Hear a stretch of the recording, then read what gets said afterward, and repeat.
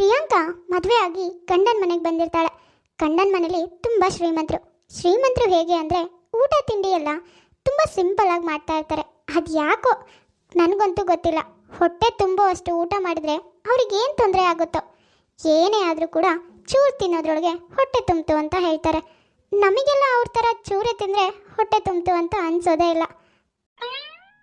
ಪ್ರಿಯಾಂಕನ ಗಂಡನ ಮನೇಲೂ ಹಾಗೆ ಚೂರು ತಿನ್ನೋದ್ರೊಳಗೆ ಸಾಕು ಅಂತ ಹೇಳ್ತಾ ಇರ್ತಾರೆ. ಆದರೆ ಪ್ರಿಯಾಂಕಾ ಹಳ್ಳಿ ಹುಡುಗಿ, ಮಿಡ್ಲ್ ಕ್ಲಾಸ್ ಫ್ಯಾಮಿಲಿಯಲ್ಲಿ ಬೆಳೆದಿದ್ರು ಕೂಡ ತಂದೆ ತಾಯಿ ಅವಳಿಗೆ ಊಟ ತಿಂಡಿ ವಿಷಯದಲ್ಲಿ ಯಾವುದೇ ಕೊರತೆ ಮಾಡಿರಲ್ಲ. ಮಗಳು ಮಹಾರಾಣಿ ಥರ ಇರಬೇಕು ಅಂತ ಅವಳಿಗೆ ಊಟ ತಿಂಡಿ ಎಲ್ಲನೂ ಹೊಟ್ಟೆ ತುಂಬ ಕೊಟ್ಟು ಮಹಾರಾಣಿ ಥರನೇ ನೋಡ್ಕೊಂಡಿರ್ತಾರೆ.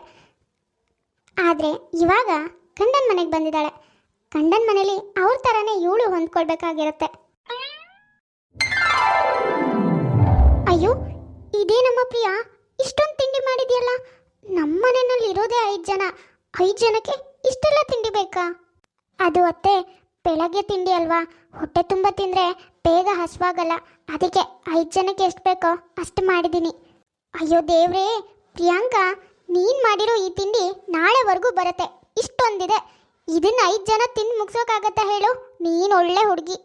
ಅಂದರೆ ಈ ಮನೇಲಿ ಹೊಟ್ಟೆ ತುಂಬ ಊಟನೂ ಮಾಡಲ್ಲ ಅನ್ಸುತ್ತೆ. ಇರೋದೇ ಇಷ್ಟು ಜನಕ್ಕೆ ಇಷ್ಟೇ ಮಾಡಿದ್ದೀನಪ್ಪ. ಅದೇ 5 ಜನಕ್ಕೆ ಹೆಚ್ಚಾಗ್ತಿದೆ ಅಂತಿದಾರಲ್ಲ. ನಮ್ಮ ಮನೆಯಲ್ಲಿ ಇದಿಷ್ಟು 3 ಜನಕ್ಕೆ ಕಡಿಮೆ ಆಗುತ್ತೆ ಅನ್ಸುತ್ತೆ. ಅದು ಏನೇ ಯೋಚನೆ ಮಾಡ್ತಿದ್ಯಾ? ಸರಿ ಹೋಗ್ಲಿ ಬಿಡು, ಇವತ್ತಿಗೇನು ಮಾಡೋದಕ್ಕಾಗಲ್ಲ. ನಾಳೆಯಿಂದ ಇಷ್ಟೆಲ್ಲ ಮಾಡಬೇಡ, ಸುಮ್ಮನೆ ವೇಸ್ಟ್ ಆಗುತ್ತೆ. ಅಯ್ಯೋ, ಇದೇನದಕ್ಕೆ ಎಲ್ರಿಗೂ ಸೇರಿಸಿ ನನ್ನ ತಟ್ಟೆಗೆ ಬಡಿಸಿದ್ದೀರಾ ಅನ್ಸುತ್ತೆ. ಇದು ಯಾಕಮ್ಮ ಕೀರ್ತಿ ಹೀಗೆ ಹೇಳ್ತಾ ಇದೆಯಾ? ಹಾಕಿರೋದು ಸ್ವಲ್ಪನೇ ಆಯ್ತಾ? ಅಯ್ಯೋ ಅದಕ್ಕೆ ನಮ್ಮನೆಯಲ್ಲಿ ಯಾರೂ ಇಷ್ಟೆಲ್ಲ ಊಟನೇ ಮಾಡೋದಿಲ್ಲ. ನೀವಿಷ್ಟೆಲ್ಲ ಊಟ ಬಡಿಸಿದ್ರೆ ಒಂದು ಸಾರಿಗೆ ಕೊಲೆಸ್ಟ್ರಾಲ್ ಎಲ್ಲ ಹೆಚ್ಚಾಗಿ ಆಮೇಲೆ ಒಂದೇ ಸಾರಿ ಕೊಟ್ಟೆ ಗಡಪ್ ಥರ ಊದ್ಬಿಡ್ತೀವಿ ಅಷ್ಟೇ. ಅಯ್ಯಯ್ಯೋ, ಹೊಟ್ಟೆ ತುಂಬ ಊಟ ಮಾಡಿಕೊಂಡು ಆರಾಮಾಗಿದ್ದೆ. ಆದರೆ ಇವಾಗ ಇವ್ರಿಗೆಳೆದ್ರಿಗೆ ಹೇಗೆ ತಿನ್ನಲಿ ನಾನು ತಿನ್ನೋದು ನೋಡಿ ಪಕಾಸೂರಿ ಅಂದ್ಕೊಂಡ್ಬಿಟ್ರೆ ಆಮೇಲೆ ಒಂಥರ ಅನ್ಸ್ಬಿಡುತ್ತೆ. ಅಯ್ಯಯ್ಯೋ, ಅವರೆಲ್ಲರೂ ಚೂರೇ ಊಟ ಮಾಡೋದು ನೋಡಿ ಅವರೆದ್ರಿಗೆ ಇವಳಿಗೆ ಬೇಕಾಗಿರೋ ಅಷ್ಟು ತಿಂದರೆ ಎಲ್ಲರೂ ನೋಡಿ ಆಡ್ಕೊಳ್ತಾರೆ ಅಂತ ಪ್ರಿಯಾಂಕಾ ಅವ್ರಗಳೆದ್ರಿಗೆ ಊಟ ಮಾಡೋದೇ ಬಿಟ್ಬಿಡ್ತಾಳೆ. ಓ ಗೀತಾ, ನೀವೇನ್ರಿ ಸ್ವೀಟ್ ಬಾಕ್ಸ್ ಎಲ್ಲ ಇಟ್ಕೊಂಡು ನಮ್ಮನೆಗೆ ಬಂದಿದ್ದೀರಾ? ಏನಾದರೂ ವಿಶೇಷ ಇದೆಯಾ ಹೇಗೆ? ಹೌದು ರೋಹಿಣಿ, ನಮ್ಮ ಮಗನಿಗೆ ಫಾರಿನಲ್ಲಿ ಕೆಲಸ ಸಿಕ್ಕಿದೆ ಕಣ್ರಿ, ಅದಕ್ಕೆ ನಿಮಗೆ ವಿಷಯ ತಿಳಿಸಿ ಸ್ವೀಟ್ ಕೊಡೋಣ ಅಂತ ಬಂದೆ. ಓ ಹೌದೇನ್ರಿ, ಎಂಥ ಒಳ್ಳೆ ವಿಷಯ ಹೇಳಿದ್ರಿ. ಅಂದರೆ ಇನ್ಮೇಲಿಂದ ಮಗ ಸೊಸೆ ಇಬ್ರು ಫಾರಿನಿಗೆ ಹೋಗ್ತಾರಾ? ಮನೇಲಿ ನೀವು ನಿಮ್ಮ ಗಂಡ ಇಬ್ಬರೇ ಅನ್ಸುತ್ತೆ. ಹೌದು ರೋಹಿಣಿ, ಇವತ್ತೇ ಫಾರಿನಿಗೆ ಬರಬೇಕಂತೆ, ಅದಕ್ಕೆ ಇವಾಗಲೇ ಹೊರಟಿದ್ದಾರೆ. ಸರಿ ಕಣ್ರಿ, ನಾನು ಹೊರಡ್ತೀನಿ. ಮಕ್ಳಿಗೆ ಬಟ್ಟೆ ಎಲ್ಲ ಪ್ಯಾಕ್ ಮಾಡಿಕೊಡ್ಬೇಕು. ಈ ಸ್ವೀಟ್ ತಿನ್ನಿ ಆಯ್ತಾ? ಕೀರ್ತಿ ತಗೊಳ್ಳೆ ತಿನ್ನು. ಅಯ್ಯಯ್ಯೋ, ನನಗೆ ಬೇಡ ಅಮ್ಮ, ಆಮೇಲೆ ಇದನ್ನೆಲ್ಲ ತಿಂದು ಕುಂಬಳಕಾಯಿ ಥರ ಆಗ್ತೀನಷ್ಟೇ. ನೀನು ಬೇಕಾದರೆ ತಿನ್ನು, ನನಗೆ ಮಾತ್ರ ಏನು ಬೇಡ. ಅಯ್ಯೋ ನೀನೊಳ್ಳೆ, ನಾನು ಯಾವಾಗಲೇ ತಿಂತೀನಿ. ನಿನ್ನ ಅಣ್ಣ ಕೂಡ ತಿನ್ನಲ್ಲ. ಅಮ್ಮ ಪ್ರಿಯಾಂಕಾ ತಗೊಳಮ್ಮ, ನೀನಾದರೂ ತಿನ್ನು. ಅಯ್ಯಯ್ಯೋ, ಇವ್ರು ಯಾರು ತಿನ್ನಲ್ಲ ಅಂತಿದ್ದಾರೆ. ನಾನು ತಿಂದರೆ ಆಮೇಲೆ ಏನು ಅಂದ್ಕೊಳ್ತಾರೋ ಏನೋ. ಏನಾದರೂ ಒಂದು ಸುಳ್ಳು ಹೇಳಿಬಿಟ್ಟು ಮ್ಯಾನೇಜ್ ಮಾಡೋಣ. ಹೇಗೂ ಸ್ವೀಟ್ ಬಾಕ್ಸ್ ಮನೇಲೇ ಇರುತ್ತೆ, ಯಾರೂ ಇಲ್ಲದೆ ಇರುವಾಗ ನಾನು ಹೋಗಿ ತಿಂದ್ಬಿಟ್ರೆ ಆಗುತ್ತೆ. ಅಮ್ಮ ಪ್ರಿಯಾಂಕಾ, ಏನು ಯೋಚನೆ ಮಾಡ್ತಿದ್ಯಾ? ನೀನು ತಿನ್ನಲ್ವಾ? ಅದು ಅತ್ತೆ, ನಾನು ಡಯಟ್ನಲ್ಲಿದ್ದೀನಿ, ಹಾಗಾಗಿ ಸ್ವೀಟು ಆಯಿಲ್ ಐಟಮ್ ಎಲ್ಲ ತಿನ್ನಲ್ಲ. ನನಗೂ ಬೇಡ ಅತ್ತೆ, ಕೊಡಿ. ಹೇಗೂ ನಾವ್ಯಾರು ತಿನ್ನಲ್ವಲ್ಲ, ಹಾಗೆ ಇಟ್ಟಿರ್ತೀನಿ. ಯಾರಿಗಾದ್ರೂ ತಿನ್ನಬೇಕು ಅನ್ಸಿದ್ರೆ ಆಮೇಲೆ ತಗೊಂಡು ತಿನ್ನೋರಂತೆ. ಅಮ್ಮೋರೆ, ಅದು ಹೇಗೂ ನಿಮ್ಮ ಮನೆಯಲ್ಲಿ ಯಾರು ಸ್ವೀಟ್ ತಿನ್ನೋದಿಲ್ಲ. ನನ್ನ ಮನೇಲಿ ನನ್ನ ಮಕ್ಕಳು ತಿಂತಾರೆ. ಈ ಸ್ವೀಟ್ ಬಾಕ್ಸ್ನ ನಾನು ತಗೊಂಡು ಹೋಗ್ಬೋದಾ ಅಮ್ಮೋರೆ? ಅಯ್ಯೋ ಅದು ಸರಿನೇ ಕಣೆ, ಸುಮ್ಮನೆ ಇಡೋದು ಯಾಕೆ ಹೇಳು? ಹೇಗೂ ನಮ್ಮ ಮನೆಯಲ್ಲಿ ಯಾರು ತಿನ್ನಲ್ಲ, ನಿನ್ನ ಮಕ್ಕಳಾದರೂ ತಿನ್ನಲಿ, ಪಾಪ ತಗೊಂಡು ಹೋಗ್ಕೊಡು. ಮನೇಲಿ ಯಾರು ಸ್ವೀಟ್ನ ತಿನ್ನಲ್ಲ ಅಂತ ರೋಹಿಣಿ ಸ್ವೀಟ್ ಬಾಕ್ಸ್ನ ಮನೆ ಕೆಲಸದವಳಿಗೆ ಕೊಡ್ತಾಳೆ. ಅಯ್ಯಯ್ಯೋ, ಆಮೇಲೆ ತಿನ್ನೋಣ ಅಂತ ಸುಳ್ಳು ಹೇಳಿ ಹೇಗೋ ಮ್ಯಾನೇಜ್ ಮಾಡಿದ್ದೆ. ಆದರೆ ಈ ರಂಗಿ ನನ್ನ ಪ್ಲ್ಯಾನ್ ಎಲ್ಲ ಹಾಳು ಮಾಡಿಬಿಟ್ಟು. ಹೇಗೂ ರಂಗಿ ಸ್ವೀಟ್ ಬಾಕ್ಸ್ನ ಇಲ್ಲೇ ಇಟ್ಟಿದ್ದಾಳೆ, ಯಾರೂ ಇಲ್ಲ. ಅವರೆಲ್ಲ ಬರೋದ್ರೊಳಗೆ ನಾನೇ ತಿಂದ್ಬಿಡ್ತೀನಿ, ಅವಾಗ ಯಾರಿಗೂ ಗೊತ್ತಾಗಲ್ಲ. ವಾವ್, ಎಷ್ಟೊಂದು ವೆರೈಟಿ ಸ್ವೀಟ್ ಇದ್ದಾವೆ. ಯಾರಾದರೂ ಬರೋದ್ರೊಳಗೆ ಎಲ್ಲಾನು ತಿಂದ್ಬಿಡ್ಬೇಕು.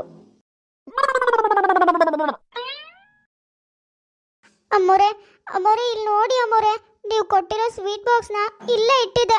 ಆದರೆ ಇವಾಗ ನೋಡಿ ಖಾಲಿ ಆಗಿದೆ. ನಾನು ಇಲ್ಲದೆ ಇರುವಾಗ ಯಾರೋ ತಿಂದು ಖಾಲಿ ಮಾಡಿಬಿಟ್ಟಿದ್ದಾರೆ ಅಮ್ಮೋರೆ. ಲೇ ರಂಗಿ, ಏನೇ ಹೇಳ್ತಿದ್ಯಾ ನೀನು? ಹೌದು ಅಮ್ಮೋರೆ, ನಾನು ನೀವು ಕೊಟ್ಟಿರೋ ಸ್ವೀಟ್ ಬಾಕ್ಸ್ನ ಮನೆಗೆ ಹೋಗ್ತಾ ತೊಗೊಂಡೋಗ್ಬೇಕು ಅಂತ ಇಟ್ಟಿದ್ದೆ. ಆದರೆ ಇವಾಗ ನೋಡಿ ಯಾರೋ ನಾನು ಇಲ್ದಿರುವಾಗ ತಿಂದು ಪೂರ್ತಿ ಖಾಲಿನೇ ಮಾಡಿಬಿಟ್ಟಿದ್ದಾರೆ. ಏ ಸಾಕು, ಸುಮ್ಮನೆ ಇರೇ ರಂಗಿ. ಅಲ್ಲ ಕಣೆ, ನಾನು ಸ್ವೀಟ್ ತಿನ್ನಲ್ಲ, ಅಮ್ಮನೂ ತಿನ್ನಲ್ಲ. ಇನ್ನು ಅದಕ್ಕೆನಾ ಡಯೆಟ್ಟು ಅದು ಇದು ಅಂತ ಅವರಂತೂ ಊಟನೇ ನೆಟ್ಟಗೆ ಮಾಡಲ್ಲ. ಹಾಗಿರುವಾಗ ಯಾರೇ ತಿಂತಾರೆ ನಿನ್ನ ಸ್ವೀಟ್ನ? ಅಯ್ಯಯ್ಯೋ, ಇವಾಗ ನಾನೇ ತಿಂದಿದ್ದು ಅಂತ ಗೊತ್ತಾದರೆ ಏನು ಮಾಡೋದು? ಎಲ್ಲರೂ ಏನು ಹೇಳ್ತಾರೋ ಏನೋ. ಛೇ, ಅದು ಹಾಗಲ್ಲ ಅಮ್ಮೋರೆ. ಹೋಗ್ಲಿ ಬಿಡೆ ರಂಗಿ, ಕಳ್ಬೇಕೇನೋ ಬಂದಿತ್ತು ಅನ್ಸುತ್ತೆ, ಅದೇ ತಿಂದಿರತ್ತೆ. ನಿನಗೆ ಬೇರೆ ಸ್ವೀಟ್ ಬಾಕ್ಸ್ನ ತರಿಸ್ಕೊಡ್ತೀನಿ ಬಿಡು. ಪ್ರಿಯಾಂಕಾ ಈ ಸಾರಿ ಹೇಗೋ ಬಚಾವಾಗ್ತಾಳೆ. ಹೀಗೆ ಕದ್ದು ಮುಚ್ಚಿ ತಿಂತ ಒಂದೆರಡು ದಿನ ಕಳೆದಿರತ್ತೆ. ವಾವ್, ಅತ್ತೆ ರೂಮಲ್ಲಿ ಬಜ್ಜಿ ಮಾಡಿಟ್ಕೊಂಡಿದ್ದಾರೆ. ವಾವ್, ನೋಡೋದಕ್ಕೆ ಎಷ್ಟು ಚೆನ್ನಾಗಿದೆ. ಅತ್ತೆ ಬರೋದ್ರೊಳಗೆ ನನಗೆ ಎಷ್ಟು ಬೇಕೋ ಅಷ್ಟು ತಿಂದ್ಬಿಡೋಣ. ಅತ್ತೆ ಬಂದರೆ ಮತ್ತು ಅವರೆದ್ರಿಗೆ ಕೇಳೋದಕ್ಕೂ ಒಂಥರ, ತಿನ್ನೋದಕ್ಕೂ ಒಂಥರ. ಅದು ಬೇರೆ ಡಯಟ್ ಅಂತ ಬೇರೆ ಸುಳ್ಳು ಹೇಳಿದ್ದೀನಿ. ಮೊದಲು ಇದನ್ನ ಎತ್ಕೊಂಡು ಹೋಗ್ತೀನಿ. ಅದೇನು ಗೊತ್ತೇನೆ ಪ್ರಿಯಾಂಕಾ? ಇರಿಯತ್ತೆ, ಒಂದೇ ನಿಮಿಷ ಬಂದೆ.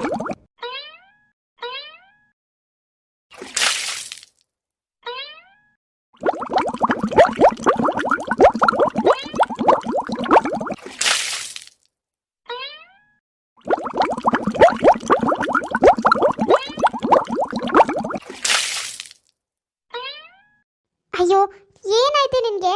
ಯಾಕೆ ಹೀಗೆ ಟಾಯ್ಲೆಟಿಗೂ ಮನೆಗೂ ಓಡಾಡ್ತಿದ್ಯಾ? ಏನಾಯ್ತೆ? ಅದು ಅತ್ತೆ, ಯಾಕೋ ಗೊತ್ತಿಲ್ಲ, ಹೊಟ್ಟೆ ಗೊಡ ಗೊಡ ಕೊಟ್ರು ಅಂತಿದೆ. ಅವಾಗಿಂದನು ಯಾಕಂತಾನೆ ಗೊತ್ತಾಗ್ತಿಲ್ಲ ಅತ್ತೆ. ಅಯ್ಯೋ ಹೌದೇನೆ, ಏನಾದರೂ ತಿಂದ್ಯೇನೆ ಹೊಟ್ಟೆಗೆ? ಇಲ್ಲ ಅತ್ತೆ, ನಾನೇನು ತಿಂದಿಲ್ಲ. ಸರಿ, ಹೊಟ್ಟೆ ಕೆಟ್ಟಿದೆ ಅನ್ಸುತ್ತೆ. ಕೀರ್ತಿ ನೀನು ಇಬ್ರು ಹಾಸ್ಪಿಟಲಿಗೆ ಹೋಗಿ ಬನ್ನಿ ಆಯ್ತಾ? ಹಾಂ ಪ್ರಿಯಾಂಕಾ, ನನ್ನ ರೂಮಲ್ಲಿ ಸ್ವಲ್ಪ ಬಜ್ಜಿ ಇಟ್ಟಿದ್ದೆ, ನೀನೇನಾದರೂ ನೋಡಿದ್ಯಾ? ಅವಾಗಿಂದನೂ ಹುಡುಕ್ತಿದ್ದೀನಿ ಕಣಮ್ಮ, ಎಲ್ಲಿದೆ ಅಂತಾನೆ ಗೊತ್ತಾಗ್ತಿಲ್ಲ ನೋಡು.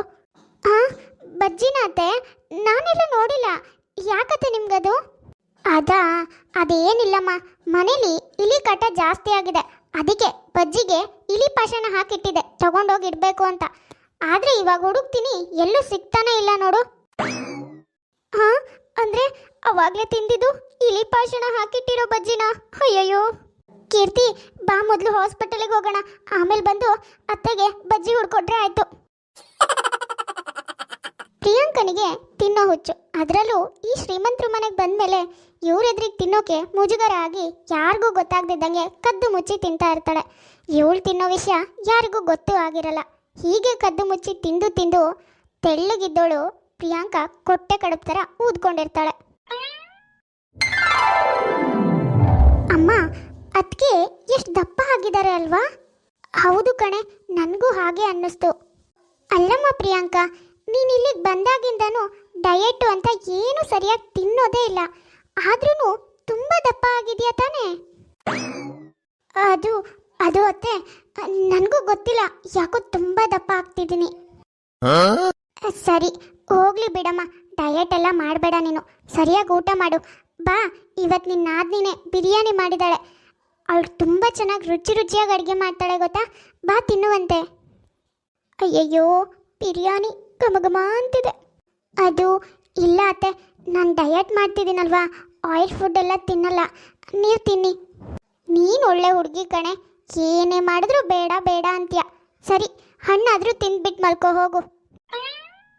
ಪ್ರಿಯಾಂಕನಿಗೆ ಬಿರಿಯಾನಿ ತಿನ್ನಬೇಕು ಅನ್ನೋದು ತುಂಬ ಆಸೆ ಇರುತ್ತೆ, ಆದರೆ ಅವ್ರ ಎದುರಿಗೆ ಹೇಳ್ಕೊಳಕ್ಕಾಗ್ತಾನೆ ಬೇಡ ಡಯಟಲ್ಲಿದ್ದೀನಿ ಅಂತಾಳೆ. ರಾತ್ರಿ ಎಲ್ಲರೂ ಮಲಗಿದ್ಮೇಲೆ ಪ್ರಿಯಾಂಕಾ ಅಡುಗೆ ಮನೆಗೆ ಹೋಗ್ತಾಳೆ. ವಾವ್, ಅತ್ತೆ ಹೇಳಿದ ನಿಜಾನೇ, ಕೀರ್ತಿ ಎಷ್ಟು ರುಚಿಯಾಗಿ ಬಿರಿಯಾನಿ ಮಾಡಿದ್ದಾಳೆ. ಎಲ್ಲರೂ ಮಲಗಿದ್ದಾರೆ, ಘಮ ಅಂತಿದೆ, ಬೇಗ ತಿಂದ್ಬಿಡ್ಬೇಕು. ಯಾರಾದರೂ ಹೇಳೋಕೆ ಮುಂಚೆ ಹೋಗಿ ಮಲ್ಕೊತೀನಿ, ಅವಾಗ ಯಾರಿಗೂ ಗೊತ್ತಾಗಲ್ಲ. ಅದು ಅದು ಅತ್ತೆ, ಅದೇನು ಅಂದರೆ, ಲೇ ಇದೇನೇ ಇದು, ನಿನ್ನ ಮನೆಯಲ್ಲೇ ಕದ್ದು ಮುಚ್ಚಿ ತಿಂತಾ ಇದೆಯಲ್ಲ? ಅಂದರೆ ಅದಕ್ಕೆ ನೀವು ಹೀಗೆ ಡಯಟ್ ಅಂತ ಸುಳ್ಳು ಹೇಳಿ ಕದ್ದು ಮುಚ್ಚಿ ತಿಂತಾ ಇದ್ದೀರಾ? ಇದ್ದೀರಾ ಅಲ್ವಾ? ಅದಕ್ಕೆ. ಓಹೋ, ಇದಕ್ಕೆ ಇಷ್ಟು ದಪ್ಪ ಆಗಿರೋದು ನೀವು. ಅಯ್ಯೋ ಹೌದೇನೆ ಪ್ರಿಯಾಂಕಾ. ಅಲ್ಲ ಕಣೆ, ನಿನಗೆ ಯಾಕೆ ಈ ಬುದ್ಧಿ ಬಂತು? ನಾವೇನು ಊಟ ಮಾಡಬೇಡ ತಿನ್ಬೇಡ ಅಂತ ಹೇಳ್ತಿದ್ವೇನೆ. ಬಾಯ್ ಬಿಡೆ, ಯಾಕೆ ಈಗ ಸುಮ್ಮನೆ ನಿಂತಿದ್ಯಾ? ಕದ್ದು ಮುಚ್ಚಿ ಯಾಕೆ ತಿಂತಾ ಇದೆಯಾ? ಮತ್ತೆ ಇನ್ನೇನು ಮಾಡಲಿ ಅತ್ತೆ, ಇರೋದೇ ಒಂದು ಜೀವನ, ಅದರಲ್ಲೂ ಹೊಟ್ಟೆ ತುಂಬ ತಿಂದು ಉಂಡು ಆರಾಮಾಗಿರ್ಬೇಕು ಅಂದ್ಕೊಳ್ತೀನಿ. ಆದರೆ ಈ ಮನೇಲಿ ಊಟನೇ ಯಾರು ಮಾಡಲ್ಲ. ಕೋಳಿ ಹೆರಗ್ದಾಗ ಹೆರಗ್ತಿದ್ದೀರಾ. ನಿಮ್ಮೆದ್ರಿಗೆ ನಾನು ಊಟ ಮಾಡಿದ್ರೆ ಆಮೇಲೆ ನನಗೂ ನಾಚಿಕೆ ಆಗುತ್ತೆ. ನೀವೆಲ್ಲ ನನ್ನ ನೋಡಿ ಆಡ್ಕೊಳ್ತೀರೋ ಅಂತ. ಅದಕ್ಕೆ ನಿಮ್ಮ ಜೊತೆ ಊಟ ತಿಂಡಿ ಏನೂ ಮಾಡ್ತಿರ್ಲಿಲ್ಲ. ಡಯಟ್ ಅಂತ ಸುಳ್ಳು ಹೇಳಿ ಆಮೇಲೆ ನನಗೆ ಬೇಕಾದಷ್ಟು ಒಬ್ಳೆ ಕುತ್ಕೊಂಡು ತಿಂತಿದ್ದೆ. ಅಯ್ಯೋ ನಿನಗೆ ಯಾರೇ ತಿನ್ಬೇಡ ಅಂದಿದ್ದು? ನಾವೆಲ್ಲ ಚೂರ ಚೂರ ತಿಂದು ಊಟ ಅಭ್ಯಾಸ ಮಾಡ್ಕೊಂಡಿದ್ವಿ. ಹಾಗಂತ ನಿನಗೆ ಊಟ ಮಾಡಬೇಡ ಅಂತ ಹೇಳಿದ್ದೀವೇನೆ. ನೋಡು, ಇನ್ಮೇಲಿಂದ ಈ ಕದ್ದು ಮುಚ್ಚಿ ತಿನ್ನೋದೆಲ್ಲ ಬೇಡ. ಏನೇ ತಿಂದ್ರೂ ಎಷ್ಟೇ ತಿನ್ಬೇಕನ್ಸಿದ್ರು ನಮ್ಮ ಜೊತೆನೆ ಕುತ್ಕೊಂಡು ತಿನ್ನು. ನಿನ್ಗೆ ಯಾರು ಬೇಡ ಅನ್ನಲ್ಲ. ಹಾಂ, ನಿಜಾನ ಅತ್ತೆ ನೀವು ಹೇಳ್ತಿರೋದು? ಹೌದು ಕಣೆ, ನಿಜಾನೇ ಹೇಳ್ತಿರೋದು. ನಿನ್ನ ಮನೇಲಿ ನಿನಗೆ ಬೇಕಾದಷ್ಟು ತಿನ್ನೋ ಸ್ವತಂತ್ರನೂ ಇಲ್ವೇನೆ? ಒಳ್ಳೆ ಹುಚ್ಚು ಹುಡುಗಿ ನೀನು. ರಂಗನಾಥ್ ಅನ್ನೋರು ಕಮೆಂಟ್ ಮಾಡಿದ್ರು, ಧೃತಿಕಾ ಅನ್ನೋರಿಗೆ ಹಾಯ್ ಹೇಳಿ ಅಂತ. ಹಾಯ್ ಧೃತಿಕಾ, ಹೇಗಿದ್ದೀರಾ? ಇವತ್ತಿನ ನಮ್ಮ ವಿಡಿಯೋ ಸ್ವಲ್ಪನಾದರೂ ಇಷ್ಟ ಆಗಿದ್ರೆ ಪ್ಲೀಸ್ ನಮ್ಮ ಚಾನಲ್ನ ಸಬ್ಸ್ಕ್ರೈಬ್ ಮಾಡ್ಕೊಳ್ಳಿ, ಲೈಕ್ ಮಾಡಿ, ಶೇರ್ ಮಾಡಿ, ಹಾಗೆ ಕಮೆಂಟ್ ಮಾಡಿ. ತುಂಬ ಜನ ಹಾಗೆ ವಿಡಿಯೋಸ್ ನೋಡ್ತಾ ಇದ್ದಾರೆ. ಯಾರ್ಯಾರು ಹಾಗೆ ವಿಡಿಯೋಸ್ ನೋಡ್ತಾ ಇದ್ದಾರೆ ದಯವಿಟ್ಟು ಸಬ್ಸ್ಕ್ರೈಬ್ ಮಾಡ್ಕೊಳ್ಳಿ. ಹಾಗೆ ಪಕ್ಕದಲ್ಲೇ ಇರೋ ಬೆಲ್ ಐಕಾನ್ನ ಕ್ಲಿಕ್ ಮಾಡಿ. ನೆಕ್ಸ್ಟ್ ನಾನು ಯಾವುದೇ ವಿಡಿಯೋ ಹಾಕಿದ್ರೂ ಅದು ನೋಟಿಫಿಕೇಶನ್ ನಿಮ್ಮ ಮೊಬೈಲಿಗೆ ಬರುತ್ತೆ. ಸರಿ ವೀಕ್ಷಕರೇ, ನಾನಿನ್ನ ಹೋಗ್ತೀನಿ. ನೆಕ್ಸ್ಟ್ ವಿಡಿಯೋದಲ್ಲಿ ಮತ್ತೆ ಸಿಗೋಣ.